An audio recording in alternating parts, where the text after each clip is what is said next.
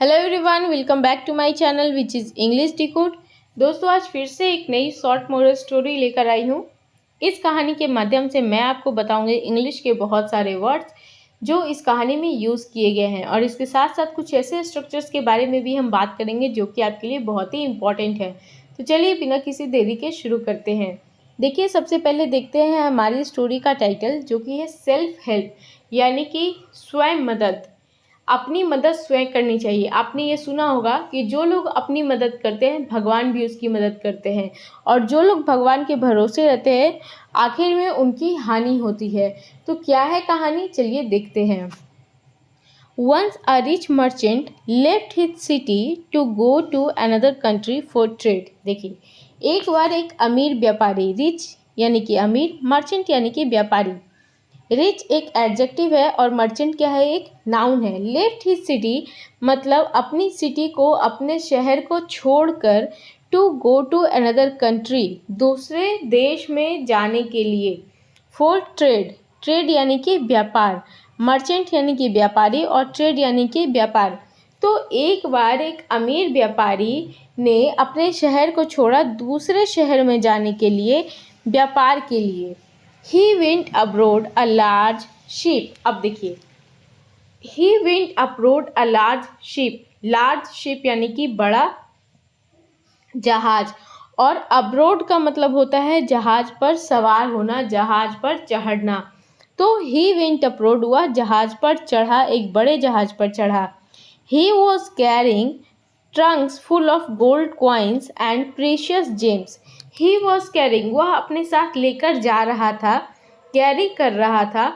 Trunks full of gold मतलब बक्से भर के सोने के सिक्के, गोल्ड कॉइन्स मतलब सोने के सिक्के, एंड प्रीशियस जेम्स यानी कि बहुमूल्य, जेम्स यानी कि रत्न, जैसे हीरे जवाहरात, इस तरीके के। One day a storm began, one day a storm began, storm का मतलब होता है तूफान, बिगन का मतलब शुरू हुआ। ये बिगिन का सेकेंड फॉर्म है। बिगिन का मतलब क्या होता है, शुरू होना। तो एक दिन तूफान शुरू हुआ, स्टॉर्म यानी कि तूफान। Huge waves rose in the sea waters. देखिए, वेव्स यानी कि जो समुद्र की लहरें होती हैं उन्हें वेव्स बोलते हैं, और रोज यानी कि राइज, राइज का सेकेंड फॉर्म क्या है, रोज। तो ह्यूज रोज यानी ह्यूज वेव्स रोज यानी कि बड़ी लहरें उठी, इन द सी वाटर, समुद्र में बड़ी बड़ी लहरें उठी। They rocked the ship from side to side. देखिए, रॉक का मतलब होता है हिलाना। जैसे जब हम झूला हिलाते हैं तो हम क्या करते हैं, रॉक करते हैं। तो जो वेव्स थी, हैवी वेव्स थी, ह्यूज वेव्स थी, जो बड़ी बड़ी लहरें थी, उन्होंने क्या किया, शिप को एक साइड से दूसरे साइड रॉक किया यानी कि हिलाया। People started screaming with fright. अब देखिए, पीपल स्टार्टेड स्क्रीमिंग, लोग चिल्लाने लगे। स्टार्टेड स्क्रीमिंग मतलब चिल्लाना शुरू किया, स्क्रीम यानी कि चिल्लाना, विथ फ्राइट यानी कि डर से, FRIGHT, फ्राइट, फ्राइट का मतलब होता है डर। तो लोग डर से चिल्लाना शुरू किए।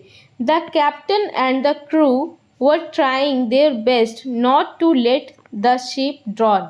देखिए, कैप्टन एंड द क्रू, जो समुद्र के जहाज के जो कैप्टन थे, और क्रू यानी कि जो चालक थे, वो ट्राई कर रहे थे, कोशिश कर रहे थे, their best not to let the ship drown, जहाज को नहीं डूबने के लिए। तो वो लोग क्या कोशिश कर रहे थे, देयर बेस्ट, बहुत कोशिश कर रहे थे, पूरी कोशिश कर रहे थे, not to let the ship drown, जहाज को नहीं डूबने के लिए। अ फ्यू आवर्स लेटर, कुछ घंटों के बाद, अ फ्यू मतलब कुछ, आवर्स यानी कि घंटे, तो फ्यू आवर्स लेटर मतलब कुछ घंटों के बाद, द स्टॉर्म स्टॉप्ड, तूफान थम गया। स्टॉर्म यानी कि तूफान, स्टॉप्ड यानी कि रुक गया, थम गया, तूफान थम गया। But the ship had a hole in its bottom, लेकिन शिप यानी कि जहाज के बॉटम में, जहाज के तली में एक होल हो गया, यानी कि एक छेद हो गया। Water started seeping into the ship. देखिए, शिप का क्या मतलब होता है, शिपिंग का मतलब होता है रिसना। तो चूंकि जहाज में छेद हो गया, इसलिए पानी क्या हुई, started seeping into the ship, जहाज में पानी घुसना शुरू हो गया, जहाज में पानी रिसना शुरू हो गया। People took life boats and got off the drowning ship. अब देखिए लोगों ने क्या किया, लाइफ बोट्स लिया एंड गॉट ऑफ यानी कि उतर गए, ऑफ द ड्रॉनिंग शिप डूबते हुए जहाज से उतर गए। Some jumped into the sea to swim ashore. Some jumped कुछ कूद गए, जंप यानी कि कूदना, कहाँ कूदे, इनटू द सी यानी कि समुद्र में कूद गए, टू स्विम तैर कर, अशोर मतलब अशोर का मतलब होता है ऐसी जगह, ऐसा जमीन, ऐसी जगह जो पानी से बहुत दूर हो, या फिर आप कह सकते हैं समुंदर का किनारा। तो कुछ लोग समुंदर में कूद गए तैरकर अशोर यानी कि किनारे पर जाने के लिए। वाइल द अदर्स जबकि दूसरे held on to pieces of wood to stay afloat, जबकि कुछ लोग रुके, क्या किए, जबकि कुछ लोग hold on pieces of wood मतलब लकड़ी के टुकड़ों को पकड़कर स्टे अफ्लोट तैरते रहने की कोशिश की ताकि वो लोग डूबे ना। The merchant started praying. अब जो वो व्यापारी था वो क्या किया, प्रे करना शुरू किया यानी कि प्रार्थना करना शुरू किया। प्रे का मतलब होता है प्रार्थना। God please save my life. भगवान प्लीज़ मेरी जीवन को बचा लीजिए यानी कि सेव कर लीजिए। इफ़ आई स्टे अलाइव यदि मैं जीवित रहता हूँ, स्टे अलाइव मतलब जीवित रहना, तो उसने क्या कहा, यदि मैं जीवित रहता हूँ, I will offer a lot of gold to you. मैं आपको बहुत सारे गोल्ड यानी कि सोने के सिक्के या फिर सोना दान करूँगा। ऑफर करूँगा मतलब दान करूँगा, आपको चढ़ाऊँगा। अब देखिए ये जो स्ट्रक्चर है, if I stay alive I will offer a lot of gold to you, इस पर मैं एक वाक्य बनाती हूँ। If I win the match यदि मैं मैच जीतती हूँ, I will throw a party, I will throw a party to you, मैं तुम्हें एक पार्टी दूंगा। तो ये इस तरह के जो कंडीशनल वाक्य है आप इस तरह के स्ट्रक्चर से बना सकते हैं। If I win the match I will throw you a party, मैं तुम्हें एक पार्टी दूंगा। A man went to the merchant, एक आदमी वेंट टू द मर्चेंट यानी कि मर्चेंट के पास गया एंड सेड कहा, डोंट प्रे टू गॉड, भगवान से प्रार्थना मत करो। प्रे का मतलब होता है प्रार्थना करना। Try to jump out and swim ashore, try to jump out कूदने की कोशिश करो, एंड स्विम अशोर तैर कर किनारे पर जाने की कोशिश करो।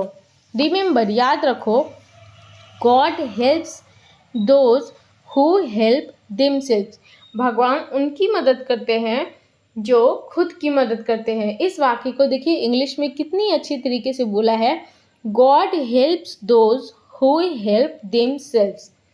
But the merchant did not listen, लेकिन जो व्यापारी था डिड नॉट लिसन यानी कि नहीं सुना। He stayed on the ship, वह जहाज पर ही रुका रहा।